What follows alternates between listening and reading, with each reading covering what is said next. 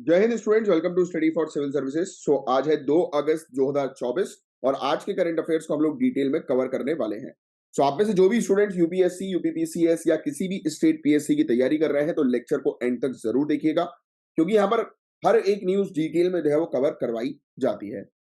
और यूपीपीसीएस में अगर आपको फाइनल सिलेक्शन चाहिए और प्रॉपर जीरो से लेकर एडवांस तक की तैयारी करनी है तो ज्ञान सर के पेड कोर्स को जरूर ज्वाइन करें। यूपीपीसीएस के मामले में हम लोग नंबर 1 पे हैं। आगे की बात करें तो ये हमारा टेलीग्राम का चैनल है, ओनली करंट अफेयर्स नाम से, स्टडी फॉर सिविल सर्विसेज नाम से, इसको आप जरूर ज्वाइन करिएगा। प्लस इंस्टाग्राम के पेज को जो है वो जरूर फॉलो करिएगा। यहाँ पर हम आपको एग्जामिनेशन से रिलेटेड अपडेट जो है वो प्रोवाइड कराते हैं। तो आज के ये सब टॉपिक्स हैं जिनको एक एक करके डिटेल में हम लोग कवर करेंगे। काफी इंपॉर्टेंट उस पर टॉपिक्स ये हम लोग को देखने को मिल रहा है, जैसे कि education transformation, election funding, right, India की digital economy, right, ocean dynamics में चेंजेस आ रहा है, ज्योग्राफी का इंपॉर्टेंट टॉपिक है, डीप सी ऑक्सीजन डिस्कवरी और माइनिंग। तो इन सब टॉपिक्स को हम लोग डिटेल में डिस्कस करेंगे। इंपॉर्टेंट है, सुनने वाले टॉपिक है और पेन और पेपर लेकर जरूर बैठिएगा। जो भी इंपॉर्टेंट चीजें होंगी वो मैं आपको बताऊंगा कि आपको क्या क्या चीजें नोट डाउन करनी है। अब न्यू एजुकेशन पॉलिसी या नेशनल एजुकेशन पॉलिसी 2020, तो इसके बारे में आप जानते ही हैं, राष्ट्रीय शिक्षा नीति के बारे में, राइट। ये 29 जुलाई को 4 साल पहले जो है वो लॉन्च किया गया था। इसका मेन ऑब्जेक्टिव यही था कि हमारे इंडिया के एजुकेशन सिस्टम को जो है वो 21वीं सदी के गोल और सस्टेनेबल डेवलपमेंट गोल नंबर 4 के अकॉर्डिंग तैयार करना है, क्योंकि हमारा एजुकेशन सिस्टम बड़ा पुराना था और अब तो नई नई चीजें आती आ रही हैं सिस्टम में। इंडस्ट्रीज को जिस चीज की डिमांड है वो डिमांड एजुकेशन सेक्टर हमारा फुलफिल नहीं कर पा रहा था, है ना भाई। 12वीं के बाद लोगों को जॉब नहीं मिल पा रही थी, वो स्किल्स ही नहीं है जो इंडस्ट्रीज को आज की डेट में जरूरत है। तो हमने वो सब चीजें को ध्यान में रखते हुए हमारे एजुकेशन सेक्टर को जो है वो ट्रांसफॉर्म किया, इसमें सुधार लेकर आए हम लोग। इसके अंदर हमने इंक्लूड किए बहुत सारी चीजें कि ये इंश्योर करना है कि भाई बेसिक लिटरेसी तो लोगों को होनी चाहिए, बुनियादी साक्षरता जिसको बोलते हैं ना, फाउंडेशनल लिटरेसी। न्यूमेरेसी स्किल्स पर हमने जो है वो काम करने पर फोकस किया, संख्यात्मक कौशल ग्रेड 3 से, मतलब बचपन से ही स्टूडेंट्स में स्किल्स जो है वो डेवलप होने लगे, जो आज की सदी के अकॉर्डिंग जो है वो जिससे लोगों को जॉब मिल सके, लोग अपने आजीविका को इंश्योर कर सके। इस गोल को इंप्लीमेंट करने के लिए केंद्र सरकार ने निपुण भारत मिशन जो है वो शुरू किया था जुलाई 2021 में। इसके अलावा शिक्षा सप्ताह के बारे में बात करें तो विद्यांजलि प्रोग्राम ये लॉन्च हुआ था 2021 में department of school education and literacy के द्वारा, स्कूल शिक्षा और साक्षरता विभाग के द्वारा। ये कनेक्ट करता है कम्युनिटी मेंबर्स को, वॉलंटियर्स को गवर्नमेंट के साथ और गवर्नमेंट एडेड स्कूल को एक ऑनलाइन पोर्टल के साथ। इसमें टीचर्स होते हैं, एलुमिनी होते हैं, साइंटिस्ट होते हैं और भी दूसरे होते हैं जो अपनी सर्विस, मटेरियल, एक्सपर्टीज को कंट्रीब्यूट करते हैं एक बेटर लर्निंग एनवायरनमेंट बनाने के लिए। इसका मेन ऑब्जेक्टिव यही हम लोग को देखने को मिलता है कि स्कूल्स, वॉलंटियर्स और कम्युनिटीज को जो है वो इंटीग्रेट करना, एक साथ लेकर आना। अब इसको सिंपल से शब्दों में मैं अगर आपको कंक्लूड करूं तो ये विद्यांजलि प्रोग्राम क्या था, तो मेन ऑब्जेक्टिव कि भाई एजुकेशन सेक्टर से जुड़े जितने भी लोग हैं वो एक प्लेटफॉर्म पर आए, अपने एक्सपर्टीज को बताएं, दर्शाएं और उससे एक बेटर सिस्टम बनाने पर फोकस करें, टारगेट करें। That's it. फिर एक ऐसी तिथि भोजन हम लोग को देखने को मिला था। कम्युनिटी मेंबर्स हैं, वो सेलिब्रेट करते हैं इंपॉर्टेंट डेज जैसे कि बर्थडे, मैरिजेस। ये कंट्रीब्यूट करते हैं मिड डे मील स्कीम में। भाई जैसे कि कभी बर्थडे वगैरह होता है तो आप लोग बाहर जाके जो गरीबों को कई बार खाना बांटते होंगे, और बहुत सारे अवसर पर गरीबों को जब खाना बांटा जाता है तो वैसे ही गवर्नमेंट स्कूल्स के अंदर मिड डे मील स्कूल में जो है वो मिड डे मील के लिए कंट्रीब्यूट किया जाए। तिथि भोजन इसको बोलते हैं। फिर कुकिंग कंपटीशन ब्लॉक पर, डिस्ट्रिक्ट पर, स्टेट लेवल पर इसको प्रमोट किया गया, जैसे कि इनोवेटिव मेन्यूज जो है वो लाए जाए। फिर न्यू एजुकेशन पॉलिसी है, नेशनल एजुकेशन पॉलिसी 2020 की है। इसके क्या क्या फीचर्स हैं? पहली चीज तो यूनिवर्सल एक्सेस। फोकस किया गया कि प्री स्कूल से ही सेकेंडरी लेवल तक हम लोग को देखने को मिलता है कि एजुकेशन का एक्सेस सभी को मिलना चाहिए। इसके अंदर 10+2 सिस्टम को हटा दिया हमने, ये लिख लेना। 5+3+3+4 वाले सिस्टम को शामिल किया, जिसमें बच्चों का एज ग्रुप 3 से लेकर 6 साल तक का भी शामिल है स्कूल के करिकुलम में, स्कूल के पाठ्यक्रम में। Early childhood care and education EEC पर हमने ज्यादा फोकस किया कि जब बच्चा अपनी स्टार्टिंग जो एज में होता है और उसी समय अगर उसका मेंटल डेवलपमेंट होना शुरू हो जाए, उसी समय से उसमें स्किल्स डेवलप होना शुरू हो जाए, तो वो आगे एक अच्छा परफॉर्म जो है वो कर सकता है, अच्छा परफॉर्मर बन सकता है। फिर मल्टीलिंगुअलिज्म, हमने पहली चीज तो फोकस करी कि भैया मदर लैंग्वेज का और रीजनल लैंग्वेज का उपयोग करो 5वीं क्लास तक, जिससे कि अंडरस्टैंडिंग टॉपिक पर बच्चों की अच्छे से डेवलप हो सके। संस्कृत और दूसरी लैंग्वेज के लिए ऑप्शंस जो है वो अवेलेबल करवा दिए। इंडियन साइन लैंग्वेज को स्टैंडर्डाइज किया गया। इसमें हमने फोकस किया कि सोशली और इकोनॉमिकली डिसएडवांटेज ग्रुप जो है, मतलब सामाजिक और आर्थिक रूप से वंचित समूह जो है, और जो बच्चे हैं डिसेबिलिटी से पीड़ित हैं, जो दिव्यांगजन वाले बच्चे हम लोग को देखने को मिल रहे थे, उनको भी सपोर्ट करना है। बाल भवन स्टैब्लिश किए गए होलिस्टिक चाइल्ड डेवलपमेंट के लिए, यानी कि समग्र बाल विकास के लिए। एम ऑब्जेक्टिव ये है कि ग्रॉस एनरोलमेंट रेशियो, समझ में आता है क्या होता है ये ग्रॉस एनरोलमेंट रेशियो? सकल नामांकन अनुपात, कि कितने बच्चा एडमिशन जो है वो ले रहे हैं स्कूल्स में। तो इसको 26.3% से बढ़ाकर 50% करना है 2035 तक, जिससे कि 3.5 करोड़ नई सीट्स स्कूल में जो है वो नजर आएंगी। इस्टेब्लिश किया गया national research foundation, research culture और कैपेसिटी को बढ़ाने के लिए। सपोर्ट किया इंडियन लैंग्वेजेस को Indian institute of translation and interpretation के थ्रू, और लैंग्वेज डिपार्टमेंट को मजबूत बनाने पर टारगेट किया गया। इंकरेज किया गया कि इंटरनेशनल कोलैबोरेशन हो। टॉप रैंक फॉरेन यूनिवर्सिटीज जो है उनको शामिल किया गया, राइट, कि वो वहां की फैकल्टीज इंडिया के अंदर आए और वो हेल्प करें यहाँ पर हमारे स्कूल्स को, उभरते हुए एस्पायरिंग स्कूल्स को, कि और वो कैसे बेटर बन सकते हैं। यूनिवर्सिटी ग्रांट कमीशन का रेगुलेशन हम लोग को 2023 में देखने को मिल रहा है, जो फॉरेन यूनिवर्सिटीज को फैसिलिटेट करता है कि वो सेटअप कर सकती है इंडिया के अंदर अपने कैंपसेस भी। टारगेट ये है कि पब्लिक इन्वेस्टमेंट जो है वो एजुकेशन के अंदर हमारी जीडीपी का 6% किया जाए, ये भी लिख लेना, ये टारगेट भी इंपॉर्टेंट बहुत ज्यादा है। इंट्रोड्यूस किया गया परख, परख यानी कि performance assessment review analysis of knowledge for holistic development. देखो सब इसके अंदर शामिल है। इसमें आपको आकलन करना है, रिव्यू करना है, एनालाइज करना है कि किस प्रकार से एजुकेशन सेक्टर में हम लोग आगे बढ़ रहे हैं। बात समझ में आ रही है? फिर स्टैब्लिश करो एक फंड को, जिससे कि जेंडर इक्वलिटी जो है प्रमोट हो एजुकेशन के अंदर, है ना। स्पेशल एजुकेशन जोन जो है वो क्रिएट किया जाए, जिससे कि जो डिसएडवांटेज जो रीजन हम लोग को देखने को देने की, जहां पर शिक्षा का अभाव हम लोग को देखने को मिलता है, वहां पर शिक्षा जो है वो क्वालिटी एजुकेशन जो है वो लाई जाए। और यहाँ पर सिर्फ शिक्षा की बात नहीं हो रही है, सिर्फ एजुकेशन की बात नहीं हो रही, क्वालिटी एजुकेशन की जो है बात हो रही है। नेक्स्ट, निपुण भारत मिशन का अचीवमेंट क्या रहा? तो सबसे पहली चीज तो हमें देखने को मिली कि 3rd क्लास से ही बच्चों में लिटरेसी और न्यूमरेसी डेवलप की जा रही है। फाउंडेशनल लिटरेसी और न्यूमरेसी, यानी कि बेसिक मैथ्स और बेसिक रीडिंग और राइटिंग टेक्निक्स।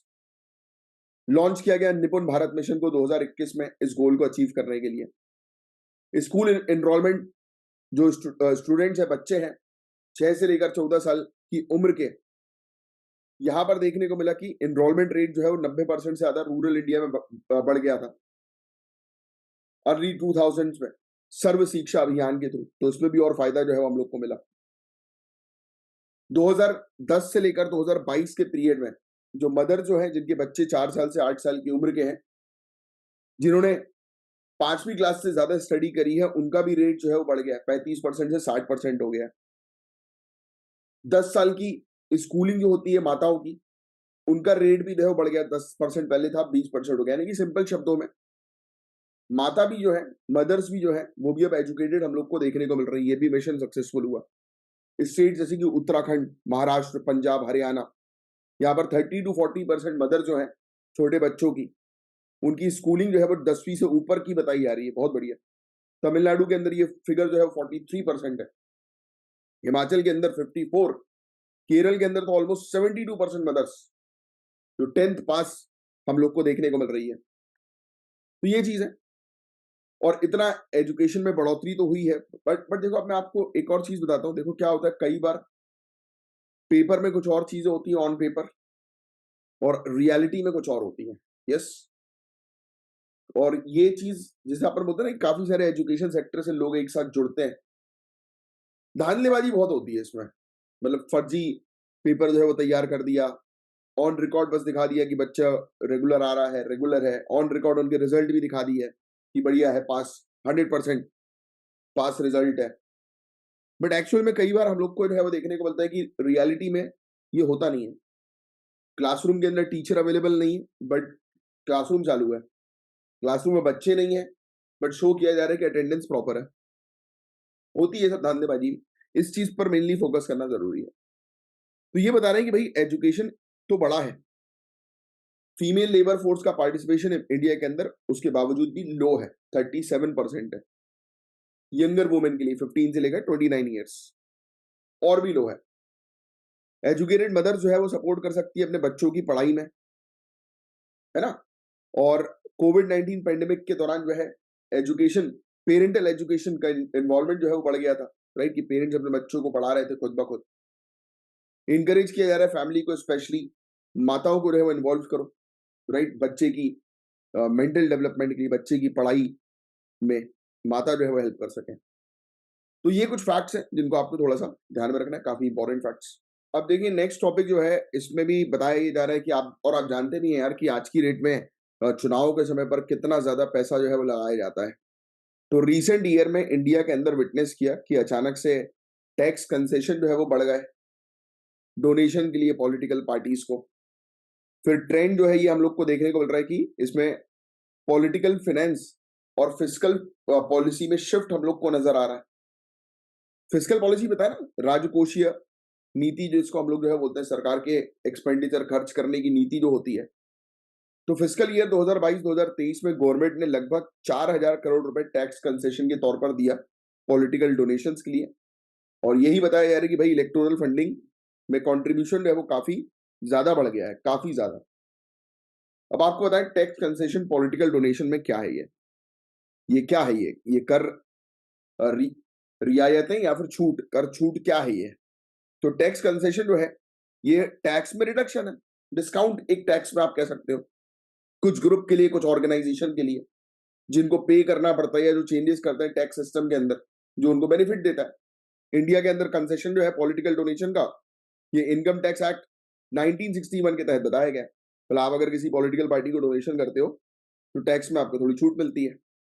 सेक्शन 80 जीजीबी यहाँ पर अप्लाई होता है इंडियन कंपनीज के लिए। इसमें डिडक्शन किया जाता है कि अगर कोई पॉलिटिकल पार्टीज के लिए या इलेक्टोरल ट्रस्ट के लिए, इंक्लूडिंग मतलब इसमें कैश डोनेशन नहीं है, पूरा ऑनलाइन होता है, तो इसमें अगर कोई कंट्रीब्यूट कर रहा है तो उसको टैक्स से छूट मिलेगी।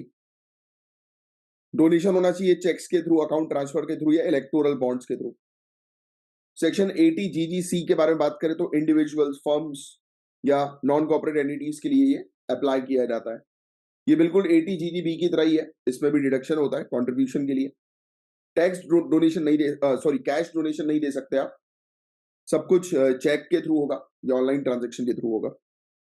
पॉलिटिकल पार्टी की डेफिनेशन भी दी गई है इनकम टैक्स एक्ट के अंदर कि पॉलिटिकल पार्टी डिफाइन किया गया है कि जो रजिस्टर्ड है सेक्शन 29A के तहत, रिप्रेजेंटेशन ऑफ पीपल एक्ट 1951 के तहत। अब 2022-2023 में ये लिखना नहीं है, बस आपको बस एक दिमाग की पिक्चर बनाने की, यार ये मतलब पॉलिटिकल पार्टीज का डोनेशन जो है वो काफी बड़ा है और उसमें लोगों ने काफी फायदा उठाया। और किन लोगों ने फायदा उठाया तो आप जानते ही होंगे, इंडस्ट्रियलिस्ट वगैरह। तो फाइनेंशियल ईयर 2022-2023 में total tax concession political parties के डोनेशन के लिए अप्रोक्सीमेटली 4,000 करोड़ आप कह सकते हो देखने को मिला था। 2021-22 के अंदर 3,500 करोड़, 14-15 के अंदर हमें देखने को मिला कि टोटल रेवेन्यू जो टैक्स कंसेशन का पॉलिटिकल डोनेशन पर हम लोग को जो है वो देखने को मिला, अमाउंट, टोटल अमाउंट डोनेशन का वो 12,270 करोड़ था। 2022-23 में 2,000 करोड़ टैक्स कंसेशन जो है वो कॉर्पोरेट टैक्स पेयर से ही आए, इकलौते कॉर्पोरेट से। तो देखो कॉर्पोरेट सेक्टर ये सबसे ज्यादा डोनेट जो है वो कर रहा है, ठीक है। फिर इसके अलावा हम लोग को देखने को मिला कि ये जो टैक्स डिस्काउंट जो प्रोवाइड किया जाता है, इससे क्या चीजें सामने नजर आ रही है। तो पहली चीज तो ये नजर आ रही है कि इलेक्शन फंडिंग जो है वो बढ़ गई है।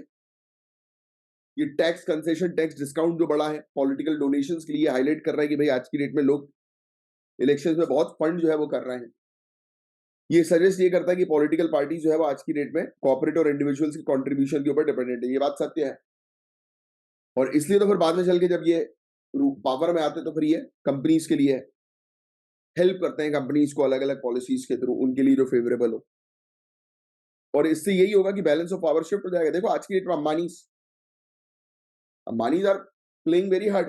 पूरी दुनिया भर को बता दिया उन लोगों ने। अभी अपनी इनके अनंत अंबानी की शादी देखी, अब हर जगह दिखाई दे रही। बोर हो गए आप तो देख देख के, 2 साल से देख ही रहेंगे सब। तो उसने पूरे दुनिया भर को बता दिया कि I am the only king, मैं इकलौता राजा हूं, देख लो बेटा। सोचो आप, सब कौन नहीं आया उसकी शादी में, देखो आप सब बड़े बड़े जितने भी जाने माने चेहरे ऑल ओवर द वर्ल्ड के, वो सब वहां पर नजर आते। तो ये बेसिकली एक प्रकार से वो होता है, राजा जो होता है जैसे अपनी पावर दिखाता है। तो ये शक्ति प्रदर्शन है, पता है आपको, शक्ति प्रदर्शन प्लस डील्स भी। ये शादी सिर्फ एक शादी नहीं थी, ये शक्ति प्रदर्शन भी था। और शक्ति प्रदर्शन के साथ साथ एक बहुत बड़ी बिजनेस अपॉर्चुनिटी भी थी। और सबको बता दिया गया कि बेटा हमसे मत उलझना, इतना पैसा है, जब शादी में इतना पैसा लगा सकते हैं तो सोचो कितना पैसा होगा। तो बात वही है। तो ये बैलेंस ऑफ पावर को जो है वो ऑल्टर कर रहा है। फिर इस प्रकार से जो पॉलिटिकल डोनेशन बढ़ गए हैं, तो आज की डेट बहुत ज्यादा आवश्यकता है कि भाई कौन फंडिंग कर रहा है, कितनी कर रहा है, तो उस पर ट्रांसपेरेंसी लेकर आओ। और इससे पॉलिटिकल प्रोसेस जो है वो अकाउंटेबल होगी, राइट। और कोई भी किसी प्रकार से फिर इन्फ्लुएंस नहीं कर पाएगा पॉलिसी मेकिंग में। बट एक्चुअल में ऐसा नहीं है। अब उनको पैसा चाहिए तो इन्फ्लुएंस करने के लिए तो लोग पैसा देते हैं। इंडस्ट्रियलिस्ट क्यों दे रहा है पैसा पॉलिटिकल पार्टीज को? क्योंकि जब वो पावर में आएंगे तब फायदा जो है वो करवाएंगे इंडस्ट्रियलिस्ट को। ठीक है। अब इस प्रकार से अब देखो, आप टैक्स पर डिस्काउंट दे दोगे तो सरकार का रेवेन्यू तो लॉस होगा ही होगा ना भाई। कहीं ना कहीं जो पैसा सरकार के पास आना था एज अ टैक्स के तौर पर, और टैक्स का पैसा पब्लिक वेलफेयर के लिए होता है। पॉलिटिकल पार्टी की फंडिंग जो होती है वो पॉलिटिकल पार्टी के कैंपेनिंग की होती है, यानी कि उनके पर्सनल बेनिफिट्स के लिए होता है। बट टैक्स का पैसा तो पब्लिक वेलफेयर के लिए होता है ना भाई, जनहित कल्याण के लिए होता है टैक्स का पैसा। बोलो हाँ या ना? तो ये जो पैसा नहीं आ रहा है, ये जो आपने डिस्काउंट दिया है, ये कहीं ना कहीं जो है वो जनहित कल्याण में दिक्कत देगा कि नहीं देगा, बताओ? ये वाली चीज। फिर इसके अलावा हम लोग को देखने को मिलता है कि इससे मार्केट भी काफी ज्यादा खराब होता है। आप कुछ ही सेक्टर को फेवर करोगे, कुछ ही कंपनीज को फेवर करोगे, दूसरे को नहीं करोगे, राइट। तो एक प्रकार से जो ज्यादा पैसा दे रहा है उसकी मोनोपोली चलेगी मार्केट में। टैक्स डिस्काउंट जो है वो हालांकि शॉर्ट टर्म ग्रोथ तो कर सकता है, बट लॉन्ग टर्म में ये दिक्कत जो है वो क्रिएट कर सकता है। तो रिप्रेजेंटेशन ऑफ पीपल एक्ट 1951 का सेक्शन 29 भी अलाउ करता है पॉलिटिकल पार्टीज को कि पॉलिटिकल पार्टी किसी भी पर्सन से, किसी भी कंपनी से, एक्सेप्ट गवर्नमेंट कंपनीज और फॉरेन सोर्सेज से को छोड़कर, यानी कि गवर्नमेंट कंपनी और फॉरेन सोर्सेज को छोड़कर सर पॉलिटिकल पार्टी जो है वो किसी भी कंपनी, किसी भी इंडिविजुअल से पैसा जो है वो ले सकती है। कंपनीज एक्ट 2013 जो है, इसका सेक्शन 182 अलाउ करता है इंडियन कंपनीज को कि वो कंट्रीब्यूट कर सकती है कितना भी अमाउंट पॉलिटिकल पार्टी से। ठीक है। इनकम टैक्स एक्ट 1961 ये इंडिविजुअल्स को हेल्प करता है कि भाई आपको जो है वो टैक्स पे छूट मिलेगी अगर आप डोनेशन करते हो पॉलिटिकल पार्टीज को। तो फॉरेन कंट्रीब्यूशन रेगुलेशन एक्ट 2010, इसका तो 2019 का भी एक अमेंडमेंट आ गया है। ये बेसिकली पॉलिटिकल पार्टी को बैन करता है कि भाई आप किसी प्रकार से फॉरेन सोर्सेज से डोनेशन नहीं लोगे। इंडियन कंपनी जिसके ऊपर फॉरेन इन्वेस्टमेंट है, राइट, परमिट लिमिट्स तक, तो उनको जो है वो आप फॉरेन सोर्स के तौर पर ट्रीट नहीं किया जाएगा। वो पॉलिटिकल पार्टीज को कंपनीज एक्ट 2013 के थ्रू कंट्रीब्यूशन दे सकती हैं।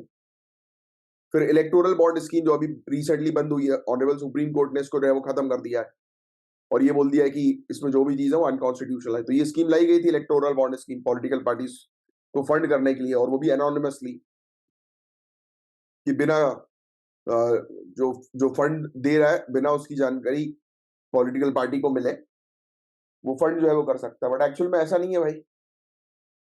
सामने वाले व्यक्ति बोल सकता है ना कि देखा एग्जाम्पल के तौर पर कि मैं 10 करोड़ रुपए डोनेशन दे रहा हूँ या 50 करोड़ रुपए डोनेशन दे रहा हूँ, इस तारीख को आपको डोनेशन का चेक जो है वो मिल जाएगा आपके अकाउंट में। तो वही क्लियर हो गया। नेक्स्ट, अब देखो एक और चीज हम लोग को आगे आगे चल के क्या देखना पड़ेगा भाई। आज की डेट में जो इस प्रकार से इतना ज्यादा डिस्काउंट जो दिया जा रहा है पॉलिटिकल पार्टी के डोनेशन के लिए, उस कंसेशन को, उस टैक्स डिस्काउंट को जो है वो कम करो भाई, उसको और बारीकता से जो है वो देखो।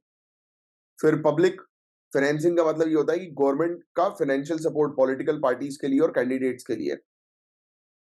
ठीक है। पॉलिटिकल प्रोसेस में ये हेल्प करेगा, प्राइवेट डोनेशन के रिलायंस को कम करेगा। बट एक्चुअली मुझे नहीं लगता कि भाई अभी के लिए पब्लिक पैसा का इस्तेमाल करना चाहिए पॉलिटिकल फंडिंग के लिए या पॉलिटिकल कैंपेन के लिए, तो उसमें दिक्कत आ सकती है। हाँ, लिमिटेड इस्तेमाल करो तो चलेगा, बेसिक। बट क्या बेसिक होता है?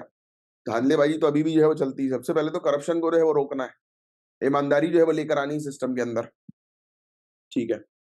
काफ़ी सारी कंट्रीज़ प्रोवाइड कराती है पब्लिक फंडिंग, बट अभी तो भाई हमारे पास खुद ही पब्लिक के वेलफेयर के लिए भी पैसा कम पड़ रहा है। तो पॉलिटिकल पार्टी के कैंपेन के लिए अगर हम अलाउ कर देंगे तो वो तो चूस ही लेंगे पूरा पैसा, राइट? कुछ प्लेसेस जैसे सिएटल, इन्होंने एक्सपेरिमेंट किया है डेमोक्रेसी वाउचर्स, जो एलिजिबल वोटर्स होते हैं उनके लिए वो उनको वाउचर मिलेगा कि वो डोनेट कर सकते हैं अपने कैंडिडेट्स को, ठीक है? फिर एनहांस ट्रांसपेरेंसी, और भी ट्रांसपेरेंसी हम लोग को देखने को मिलनी चाहिए। करप्शन कम करो, ट्रांसपेरेंसी बढ़ाओ, अकाउंटेबिलिटी बढ़ाओ, उत्तरदायित्वता पर ज्यादा फोकस करो। तो बस ये सब चीजें हम लोग को देखने को मिल रही है, दैट्स इट। इसमें और कुछ नहीं था खास। अब इंडिया की डिजिटल इकोनॉमी के बारे में हम लोग बात करेंगे। इंडिया की डिजिटल इकोनॉमी कंट्री की जीडीपी का 20% हिस्सा जो है वो गेन करेगी 2026 तक। आज की डेट में 10% इंडिया की डिजिटल इकोनॉमी है, हमारी जीडीपी का वो 20% हो जाएगा 2026 तक, लिख सकते हो आप। रिजर्व बैंक ऑफ इंडिया ने हाईलाइट किया है कि भाई हम इतनी तेजी से जो ट्रांसफॉर्म कर रहे हैं, क्योंकि देखो आज की डेट में ये बात सत्य है, कैश काफी कम लोग जो है वो अपने साथ कैरी कर रहे हैं। मैक्सिमम लोग जो है वो अपने पास अपने बैंक अकाउंट में और यूपीआई के थ्रू ही जो है वो ट्रांजेक्शन जो है वो कर रहे हैं, ठीक है? अब आरबीआई की रिपोर्ट आती है, report on currency and finance 2023-2024 की, तो उसमें इन सब चीजों के बारे में जानकारी मिलती है। आरबीआई हर साल ये रिपोर्ट जो है वो जारी करती है, और इंडियन इकोनॉमी और हमारा जो फाइनेंशियल सिस्टम है, हमारी अर्थव्यवस्था और वित्तीय प्रणाली जो है, इसके अलग अलग पहलू को जो है वो कवर किया जाता है इस रिपोर्ट के अंदर। इस रिपोर्ट की 2023-2024 की थीम है इंडियाज डिजिटल रेवोल्यूशन। आगे की चर्चा करें, इसमें फोकस किया गया एक ट्रांसफॉर्मेटिव इम्पैक्ट के ऊपर डिजिटलाइजेशन का, कि किस प्रकार से एक ट्रांसफॉर्मेशन हम लोग को जो है वो देखने को मिल रहा है फाइनेंशियल सेक्टर में। फिर इसके अलावा फाइनेंशियल सर्विसेज को एक्सपेंड करने पर फोकस किया गया। इस रिपोर्ट के अंदर मेन चीज जो डाली गई है ना, इसमें ये कहा गया कि टेक्नोलॉजी एडवांसमेंट जो है वो करो, टेक्नोलॉजी को जो है वो जोड़ो ज्यादा से ज्यादा। फाइनेंशियल इंक्लूजन, यानी कि जिन लोग के बैंक अकाउंट्स नहीं उनको जो है वो जोड़ो, लोगों को सिखाओ कि भाई अपने बैंक अकाउंट में पैसा रखें, डिजिटल ट्रांजेक्शन्स करें। यूपीआई पर फोकस किया। 46% पॉपुलेशन जो है वो वायरलेस फोन, रूरल पॉपुलेशन की यहाँ पर बात हो रही है, गांव क्षेत्र में 46% लोग, यानी कि आप कह सकते हो हर 10 में से 4 या 5 लोग के पास आज की डेट में स्मार्टफोन्स, वायरलेस फोन्स हम लोग को देखने को मिल रहा है। और 54% उनमें से एक्टिव इंटरनेट यूजर है। आधे से भी ज्यादा फिनटेक कंज्यूमर जो हम लोग को देखने को मिलता है, यानी कि जो यही यूपीआई और इंटरनेट बैंकिंग का उपयोग करते हैं, ये सेमी अर्बन और रूरल एरियाज के हम लोग को देखने को मिल रहा है। और more than 1/3 digital payment user जो है वो रूरल रीजन्स के हम लोग को देखने को मिल रहा है। तो ये एक अच्छा मतलब अचीवमेंट है। 2 लाख ग्राम पंचायत से भी ज्यादा जो है वो कनेक्ट हो गए भारत नेट के थ्रू, और यहाँ पर ई हेल्थ, ई एजुकेशन, ई गवर्नेंस फैसिलिटी देखने को मिल रही है। तो एक बड़ा अचीवमेंट ही हम लोग को देखने को मिल रहा है।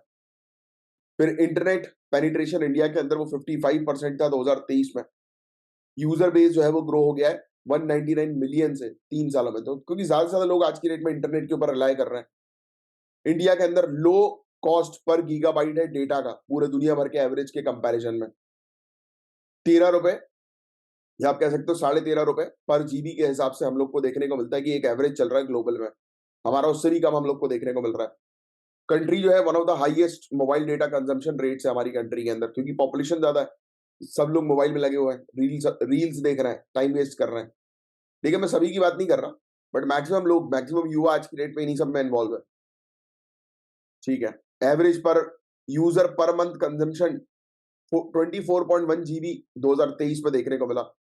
लगभग 750 मिलियन स्मार्टफोन यूजर्स जो हैं ये हम लोग को इंडिया के अंदर देखने को मिलते हैं, और 1 बिलियन हो जाएंगे 2026 तक, लिख सकते हो वाला पॉइंट। और India second largest smartphone manufacturer जो है वो अगले 5 सालों में बन जाएगी। डिजिटल इकोनॉमी की बात करें तो ये रिपोर्ट ये भी बता रही है कि डिजिटल इकोनॉमी आज की डेट में हमारी जीडीपी का 10% है, ये डबल हो जाएगा 2026 तक 20%। ये लिख लिया होगा शायद आप लोगों ने, मैंने भी थोड़ी देर पहले आपको बताया भी था।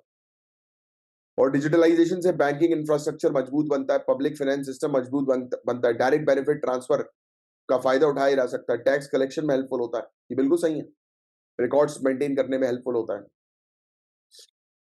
और आधार के बारे में बात करें, world largest biometric based identification system है हमारा आधार। 1.38 बिलियन आईडी होल्डर्स हम लोग को आधार के अंदर देखने को मिलता है। UPI real time low cost transaction platform हम लोग को देखने को मिलता है, जो फाइनेंशियल इंक्लूजन में सबसे ज्यादा हेल्प कर रहा है। डिजी लॉकर, तो आप लोग जानते ही कि आप अपने डॉक्यूमेंट्स को डिजी लॉकर में सेव करके रख सकते हो। फिर इसके अलावा इंटरनेशनलाइज किया जा रहा है डिजिटल पब्लिक इंफ्रास्ट्रक्चर को, हम कोलैबोरेट कर रहे हैं दूसरी कंट्रीज के साथ और डेवलप कर रहे हैं एक digital identity solution, modular open source identity platform के अंडर। यूपीआई इंटरलिंक किया गया। आप जानते हो ना कि यूपीआई आपको मतलब आप सिंगापुर में भी यूज कर सकते हो, यूएई में भी कर सकते हो, भूटान में भी कर सकते हो, नेपाल में भी कर सकते हो। काफी सारी कंट्रीज में अब आप यूपीआई का उपयोग कर सकते हो, क्योंकि उस कंट्री के डिजिटल पेमेंट सिस्टम के साथ इसको जो है वो इंटरलिंक कर दिया गया है। सेंट्रल बैंक और फॉरेन पेमेंट सर्विस प्रोवाइडर्स के साथ पार्टनरशिप की गई कि हम यूपीआई को और रुपे को हम एक्सपेंड कर रहा है, जिससे कि ग्लोबली हर जगह पर जो है वो इनका इस्तेमाल जो है वो किया जा सके। ठीक है। फिर open credit enablement network, open network for digital consumer, public take platform, frictionless credit के लिए। अब आप आज की डेट में आप जानते हो ना कि यार ऑनलाइन लोन्स मिलना कितना आसान हो गया है। आप आपको अपना पैन कार्ड डालना है, आधार कार्ड की डिटेल डालनी है, अपनी सेल्फी लेनी है, राइट, बैंक अकाउंट डिटेल्स जो है वो डालनी है। कुछ कुछ में पूछ लेते हैं कि पिछले 6 महीने का स्टेटमेंट डाल दो, बस ऑनलाइन, मतलब 10 15 20 मिनट की प्रोसेस आपने करी और आपको लोन जो है वो तुरंत जो है वो मिल जाएगा। तो ये भी चीज हम लोग को देखने को मिल रही है। फिनटेक कंपनीज पार्टनरशिप कर रही है बैंक्स के साथ, एनबीएफसी के साथ, जैसे कि वो क्रेडिट सोल्यूशंस प्रोवाइड करा सके ऑनलाइन, कि लोगों को आसानी से लोन जो है वो प्रोवाइड किया जा सके। अब किस प्रकार से, अब ये चार्ट बना लेना कि किस प्रकार से हम लोग को देखने को मिल रहा है कि क्रांति आई है, विकास हुआ है, डिजिटल डिजिटल विकास किस तरीके से देखने को मिल रहा है। तो पहली चीज तो डिजिटल अवेकनिंग 1950s 1980s के समय पर, उस समय कंप्यूटर्स को बैंक में इंट्रोड्यूस किया गया था, एटीएम्स लाए गए थे, क्रेडिट कार्ड लाया गया था, यानी कि थोड़ा सा हल्का सा अवेयरनेस हुआ कि नई नई चीजें एंटर करी मार्केट के अंदर। फिर liberalisation and infotech boom 1990s में हम लोग को देखने को मिला, जब एलपीजी आया ना, एलपीजी इंट्रोड्यूस हुआ, तो इंटरनेट, राइट, स्टॉक्स का डी मटेरियलाइजेशन, प्राइवेट इन्वेस्टमेंट होना शुरू हुआ कंपनीज के अंदर, पैसा आना शुरू हुआ, इंटरनेट बैंकिंग की आवश्यकता जो है वो शुरू हुई। फिर 2000 से 2016 के बीच में एक लीगल फ्रेमवर्क तैयार किया गया, कानून तैयार किए गए कि कैसे डिजिटल ट्रांजैक्शन को हम लोग को जो है वो करना है, मॉनिटर करना है, रेगुलेट करना है। फिर यूपीआई वगैरह जो है बनाया गया। फिर डिजिटल इनोवेशन 2017 से ही हमने नए नए चीजों पर काम करना जो है वो शुरू कर दिया, जैसे ऑफलाइन पेमेंट्स का फीचर भी, कि आपके पास इंटरनेट नहीं है तो भी आप पेमेंट जो है वो कुछ अमाउंट तक जो है वो कर सकते हो। यूपीआई लाइट बोलते हैं ना मेरे ख्याल से उसको, तो वो सब चीजें। अब कुछ चैलेंजेस भी हैं ये डिजिटलाइजेशन के एरा में। पहली चीज तो यार, एक कॉम्प्लेक्स फाइनेंशियल प्रोडक्ट्स होता है। अब सबसे बड़ा तो चैलेंज तो वो प्रिवेसी का है, राइट, फ्रॉड का, है ना। तो ये चीज हम लोग को देखने को मिलती है। फिर इसके अलावा फियर ऑफ मोनोपोलाइजेशन, ये डर है कि भाई कोई एक कंपनी जो है वो ये पूरे फाइनेंशियल फिनटेक मार्केट को जो है वो ना चलाए। फिर साइबर सिक्योरिटी का चैलेंज तो मैंने आपको ऑलरेडी बता ही दिया। डेटा लॉस जो है वो इंडिया के अंदर 2023 में 2.18 मिलियन यूएस डॉलर का हुआ है। काफी इंसिडेंट ऐसे फ्रॉड्स के जो है वो देखने को मिले। कंज्यूमर प्रोटेक्शन का इशू हम लोग को देखने को मिलता है, उनके डेटा प्रोटेक्टेड है कि नहीं प्रोटेक्टेड है उनको पता ही नहीं होता। कई बार ये क्रेडिट वाली कंपनीज जो होती हैं, ये यही तो करती है कि एक व्यक्ति के फोन के अंदर इवन गैलरी तक का एक्सेस उनको मिल जाता है, और फिर उसका वो मिसयूज जो है वो करते हैं कस्टमर्स को जो है वो डराने के लिए। कई बार फोटो मॉर्फिंग भी कर दी जाती है, ऐसा मेरे एक फ्रेंड के साथ हुआ था। ठीक है, लेबर मार्केट को रीशेप जो है वो करो, हमारी वर्कफोर्स को ट्रांसफॉर्म करो, बेटर उनको स्किल्स प्रोवाइड कराओ। तो ये सब प्रॉब्लम्स जो है वही उसका सोल्यूशन होता है कि भाई प्रॉब्लम्स क्या है। प्रॉब्लम्स ये है कि लोगों को जानकारी नहीं है, तो जानकारी दो। प्रॉपर इंफ्रास्ट्रक्चर नहीं है तो प्रॉपर इंफ्रास्ट्रक्चर जो है वो डेवलप करो। कंज्यूमर के प्रोटेक्शन के लिए, उनकी डेटा की प्राइवेसी के लिए वेरियस कानून, स्ट्रिक्ट कानून जो है वो लेकर आओ।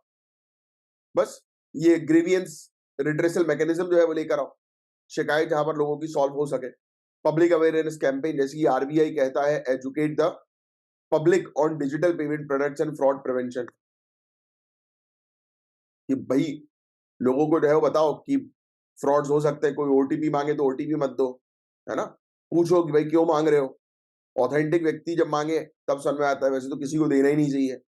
किसी पर्पस के लिए हाँ, मांगा जा रहा है। जैसे पता लगा आपका चार्टर्ड अकाउंटेंट, उसको आपकी आईटी प्रोफाइल जो है वो ओपन करनी है, आईटी रिटर्न्स फाइल करने के लिए, और आपसे ओटीपी मांग रहा है, आप उसी से बहस कर रहे हो कि मैं नहीं दूंगा। ऐसा नहीं होता है boss, you have to be very sharp enough. अब तो हो गए लोग, काफी अवेयर हो गए लोग कि जब भी कोई उनसे ओटीपी मांगता है कोई अनऑथराइज्ड व्यक्ति, तो उनको पता रहता है कि भाई देना है कि नहीं देना है। ठीक है, बस दैट्स इट। यही था साइबर सिक्योरिटी का इशू, फिनटेक रेगुलेशन। कई बार ऐसी ये फाइनेंशियल टेक्नोलॉजी कंपनीज जो होती है ना, जो ये जैसे इंटरनेट बैंकिंग सर्विसेज, जो एप्लीकेशंस होती हैं, ये सब चीजें जो होती हैं यूपीआई टाइप की, तो ये जो डेवलप करते हैं, तो इनको भी रेगुलेट करना जरूरी है ना? तो बस अच्छे कानून लेकर आए जाए इनको रेगुलेट करने के लिए, दैट्स इट। सो गाइस, आपको ऑलरेडी पता है कि क्लाइमेट चेंज के कारण स्थिति जो है वो कितनी ज्यादा जो है वो खराब हम लोग को जो है वो नजर आ रही है, कंटिन्यूअसली आप देखते जा रहे हैं, राइट? आपने कई बार जो है वो सुना भी होगा कि टेम्परेचर लेवल राइज हो रहा है लगातार, है ना? आने वाले समय में स्थिति जो है वो और भी खराब जो है वो हो सकती है। तो एक रिपोर्ट जो है वो सामने आई है, इसमें बताया जा रहा है कि ओशियन सर्कुलेशन जो है उसके वो वीक होगा, और ये क्यों हो रहा है? क्योंकि कार्बन डाइऑक्साइड का लेवल आप जान रहे हो कि बढ़ रहा है, और आने वाले समय में भी बढ़ता भी रहेगा, ठीक है? और आपने जैसे कि ज्योग्राफी की क्लासेस में जो है वो पढ़ा होगा, जनरल स्टडीज के अंदर अलग अलग प्रकार के सर्कुलेशन हम लोग को जो है चाहे वो ओशियन सर्कुलेशन हो, वाटर साइकिल हो, है ना, एटमॉस्फेयर साइकिल हो, तो इन सब नाइट्रोजन साइकिल, तो इन सब साइकिल्स, कार्बन डाइऑक्साइड साइकिल, तो ये ऐसी साइकिल्स के बारे में जो है आपने पढ़ा होगा, और नहीं पढ़ा है तो आपको पढ़ना ही है, क्योंकि जनरल स्टडीज की क्लासेस लेना बहुत जरूरी होता है। उससे आपकी एक अंडरस्टैंडिंग क्रिएट हो जाती है टॉपिक से रिलेटेड। तो ये बोल रहे हैं कि ओशियन सर्कुलेशन जो है वो वीक हो रहा है एटमॉस्फेयर में कार्बन डाइऑक्साइड के लेवल को इंक्रीज होने के कारण, और आने वाले समय तो और भी खराब होने वाला है। अब इसमें ओशियन का सर्कुलेशन जो है, जैसे कि ग्लोबल कन्वेयर बेल्ट जिसको हम लोग बोलते हैं, जो कि पानी को, न्यूट्रिएंट्स को एक जगह से दूसरी जगह जो है पहुंचाने का काम करता है ना? तो ये भी डिस्टर्ब होगा। फिर इसके अलावा सरफेस वाटर जो है वो एब्जॉर्ब कर लेता है कार्बन डाइऑक्साइड, और नीचे वाला पानी जो होता है वो कूल रहता है, ठंडा रहता है, हम लोग को देखने को मिलता है। और ठंडा पानी जो है वो नीचे चले जाता है, गर्म पानी ऊपर की तरफ जो है वो रहता है। ये वाली चीज तो आपको ऑलरेडी पता है। और इसके अलावा आगे की जो है वो चर्चा करें, तो ओशियन सर्कुलेशन में दिक्कत आ सकती है, ऐसा जो है वो कहा जा रहा है। अब आइस शीट जो है वो मेल्ट होगी, पर्टिकुलरली एंटार्क्टिका के आसपास। फ्रेश वाटर जो है वो ओशियन के पास जो है वो ऐड होगा, तो इसलिए ओशियन सर्कुलेशन डिस्टर्ब हो सकता है।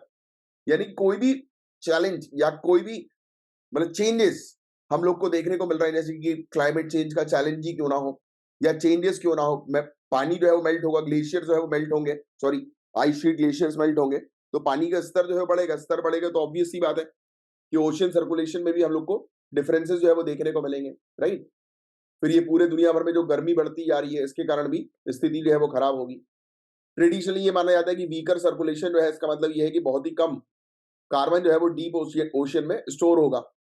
बट कार्बन जो है वो कार्बन सिंक की अगर हम बात करें, जिसको अपन ओशियन जो है वो बोलते हैं, तो वो बैलेंस जो है वो क्रिएट करके चलेगा अपना। ऐसा नहीं है, ये चीज जो है वो एक थ्योरी जो है वो बता रही है, बट कहीं ना कहीं इम्पैक्ट तो पड़ता ही है यार, क्योंकि जब ओशियन सर्कुलेशन में डिस्टर्बेंस आएंगे तो वहां की स्पीसीज भी जो है वो एक जगह से दूसरी जगह पे जाएंगी, है ना? तो ये चीजें हैं। तो नई रिसर्च जो है वो क्या चीज जो है वो सामने हम लोग को बता रही है, तो इसमें ज्यादा आपको ध्यान में रखने की जरूरत नहीं। वही चीज जो सेम चीज मैंने आपको बताई कि ओशियन सर्कुलेशन के कारण जो है वो काफी सारी दिक्कतें जो है वो बढ़ सकती हैं। लाइगैंड्स, लाइगैंड्स लिख लेना आप, या लीगैंड्स जिसको हम लोग बोलते हैं। ये ऑर्गेनिक मॉलिक्यूल होते हैं जो आयरन के साथ जो है वो बाइंड अप होते हैं।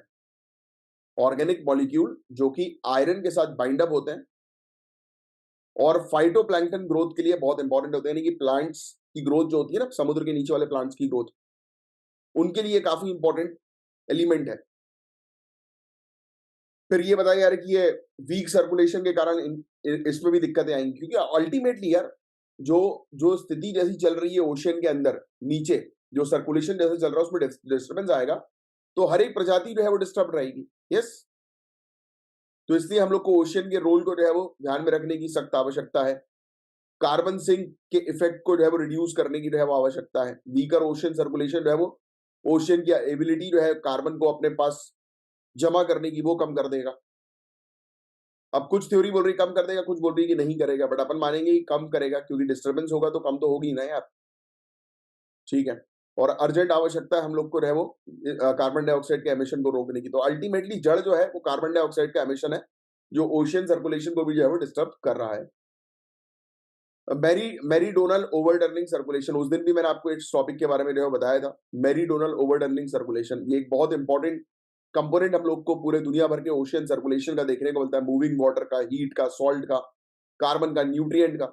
और ये नॉर्थ टू साउथ डायरेक्शन में हम लोग को देखने को मिलता है ओशियंस बेसिन्स के बीच में, और बहुत ही इंपॉर्टेंट रोल ये प्ले करता है अर्थ के क्लाइमेट को जो है वो रेगुलेट करने में।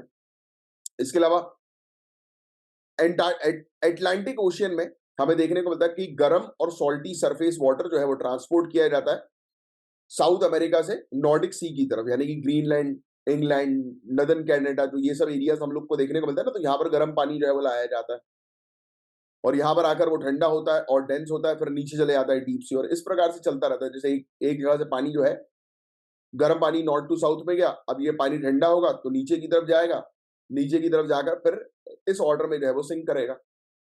तो ये जो ऑर्डर हम लोग को इस प्रकार का जो है वो देखने को मिलता है, ये सर्कुलेशन हम लोग को इस प्रकार के देखने को मिलता है। ठीक है, फिर एंटार्क्टिक कंट्रीब्यूशन, एंटार्क्टिक के नजदीक हम लोग को ठंडा पानी देखने को मिलता है, राइट, डेंसर वाटर्स है। ये वाटर जो है वो फ्लो करते हैं नॉर्थ की तरफ और सी फ्लोर में, राइट, नॉर्थ अटलांटिक एरिया में, जहां पर फिर ये राइज होते हैं और मिक्स हो जाते हैं दूसरे पानी के साथ। तो ये पूरा हम लोग को पानी का मिक्सचर जो है वो देखने को मिलता है, एक जगह से पानी दूसरी जगह पर जो है फ्लो करता रहता है कंटिन्यूअसली। और ये एमओसी जो है ये रिस्पॉन्सिबल है कि 2/3 ओशियन का नॉर्थवर्ड हीट ट्रांसपोर्ट जो है ये करने में रिस्पॉन्सिबल रहता है, यानी ये टेम्परेचर भी बैलेंस करके रखता है।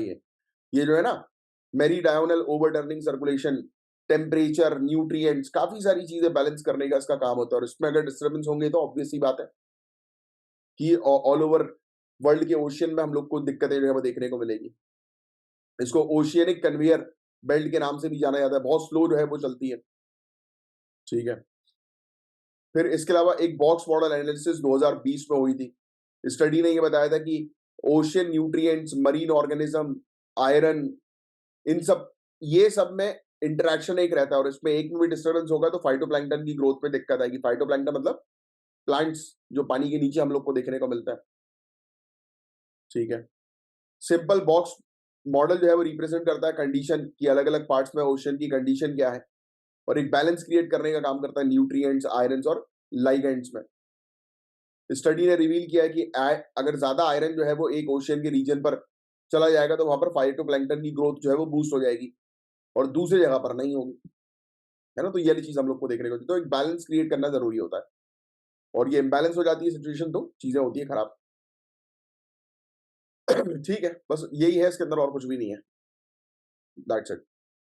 अब deep sea oxygen discovery and mining, recent scientific study जो है वो ये सामने आ रही है कि कुछ अननोन ऑक्सीजन प्रोड्यूसिंग एजेंट जो है वो समुद्र के नीचे हम लोग को देखने को मिल रहा है, जहां पर फोटोसिंथेसिस जो है वो पॉसिबल ही नहीं है, क्योंकि वहां पर सनलाइट ही नहीं है। सोचो आप, देखो यार, फोटोसिंथेसिस के थ्रू हम लोग को क्या देखने को मिलता है, प्लांट्स जो होते हैं ऑक्सीजन रिलीज करते हैं, कार्बन डाइऑक्साइड इनटेक करते हैं। बोलो हाँ या ना?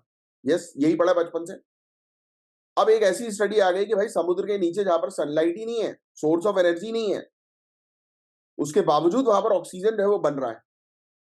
तो ये बहुत शानदार डिस्कवरी है, बट हाँ, अभी पता ही नहीं है हम लोग को कि किस चीज के कारण ऐसा हो रहा है, बट ऐसा हो जरूर रहा है, ये इस चीज की इंफॉर्मेशन आ गई है। तो डीप सी माइनिंग आज की डेट में हम लोग जो है वो कर रहे हैं, ये मेजर सोर्स है एक्सट्रैक्शन एक्टिविटी का, और इसके कारण एनवायरमेंटल कंसर्न भी जो है वो काफी ज्यादा हो गया, क्योंकि समुद्र के नीचे आप अगर डीप सी माइनिंग जो है वो करोगे तो दिक्कतें जो है बढ़ सकती हैं।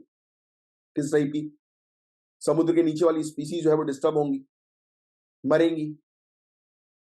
अब एबिसल जोन ऑक्सीजन प्रोडक्शन के बारे में हम लोग बात करें तो अनएक्सपेक्टेड ऑक्सीजन में बढ़ोतरी हम लोग को देखने को मिली। साइंटिस्ट ने ऑब्जर्व किया कि यार एकदम से कैसे ऑक्सीजन का कॉन्सेंट्रेशन जो है वो बढ़ रहा है एबिसल जोन में, जहां पर सनलाइट जो है वो बिल्कुल ही कम या फिर नहीं होती है फोटोसिंथेसिस के लिए। ये अलग अलग जोन्स होते हैं, पता, जब आप एनवायरमेंट पढ़ोगे ना तो आपको ये अलग अलग जोन्स है वो पता लगेंगे समुद्र के नीचे के कौन से एरिया को क्या क्या कहा जाता है। तो इसको डार्क ऑक्सीजन टर्म जो है वो उन्होंने अभी दिया है। ये फैक्ट ध्यान में रखना, डार्क ऑक्सीजन कहां पर, ये क्वेश्चन आ सकता है, लिख लो एबिसल जोन में, जहां पर सनलाइट अवेलेबल नहीं होती है। स्टडी जो है वो कंडक्ट की गई थी क्लैरियन क्लिपर्टन जोन पर, जो मैक्सिको के वेस्ट कोस्ट पर हम लोग को देखने को मिलता है। यहाँ पर ये बताया गया कि यार कुछ जगह पर एकदम से ऑक्सीजन का लेवल बढ़ा हुआ है और वहां पर कोई भी सनलाइट नहीं है। और ये 4 किलोमीटर की डेप्थ पर हम लोग को देखने को मिल रहा है कि ऑक्सीजन लेवल बढ़ा हुआ नजर आ रहा है, और कुछ जगह पर तो 3 गुना ज्यादा बढ़ा हुआ नजर आ रहा है। सो एक हाइपोथेसिस ये कहती है कि यहाँ पर पॉलीमेटालिक नोड्यूल्स हैं, ये बेसिकली उसकी तरह होता है, ये आयरन इसमें होता है, मैग्नीज होता है, हाइड्रोक्साइड होता है, ये मिनरल्स होते हैं बेसिकली। ये जो पॉलीमेटालिक नोड्यूल्स होते हैं ना, ये इलेक्ट्रॉनिक इंडस्ट्री में इसका सबसे ज्यादा उपयोग होता है, स्पेशली सेमीकंडक्टर बनाने में।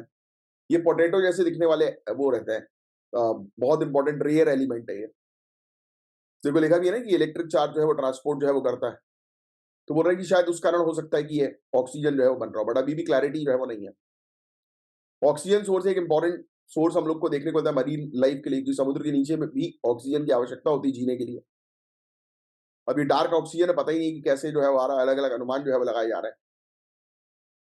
ठीक है, बस यही है। अब डीप सी माइनिंग के बारे में तो आप जानते हैं कि वहां पे नीचे से जो है वो काफी सारे हम लोग मिनरल्स जो है वो एक्सट्रैक्ट कर रहे हैं, जो समुद्र के नीचे पाए जाते हैं।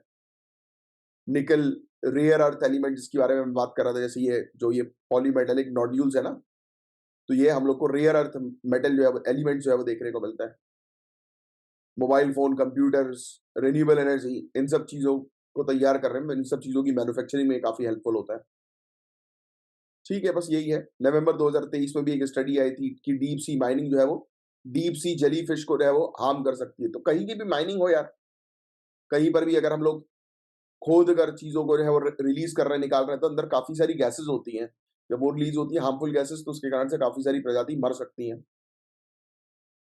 इससे पहले 1989 से 1996 की एक स्टडी थी, जर्मन साइंटिस्ट से उन्होंने कंडक्ट किया था, disturbance and recolonization experiment, Peru basin के अंदर। इन्होंने यही बताया था कि यार पॉलीमेटेलिक नोड्यूल्स जो है उनकी माइनिंग करेंगे तो उससे एनवायरमेंट काफी ज्यादा खराब हो सकता है। ऐसे ही 2019 में भी एक स्टडी हम लोग को जो है वो देखने को मिली थी। और हमारा भारत का भी डीप ओशियन मिशन हम लोग को देखने को मिलता है कि हम डीप सी मिनरल जो है वो एक्सट्रैक्ट करेंगे पैसिफिक ओशियन से। इंडिया की मिनिस्ट्री ऑफ अर्थ साइंस जो है वो डेवलप कर रही है, और डेवलप कर लिया इन लोगों ने। सबमर्सिबल व्हीकल है, यानी कि एक ऐसी गाड़ी बनाई है जो समुद्र के नीचे जो है वो जाकर माइनिंग में जो है हेल्प करेगी। बस ठीक है, यही था, इसके अंदर और कुछ नहीं था। सस्टेनेबल माइनिंग प्रैक्टिस होना बहुत ज्यादा जरूरी है, सबसे बड़ा इशू है कि एनवायरमेंट डैमेज ना हो माइनिंग के चलते। काफी सारी कंट्रीज एक साथ मिलकर जो है वो नई नई टेक्नोलॉजी पर काम करे कि एनवायरमेंट को कैसे प्रोटेक्ट करना है, डीप सी माइनिंग के थ्रू ही टेक्नोलॉजी नई नई जो है वो लाई जाए। बस यही था इस टॉपिक के अंदर, और कुछ नहीं है। ये बहुत इंपॉर्टेंट टॉपिक अब आ गया इंटरनेशनल टाइगर डे से रिलेटेड।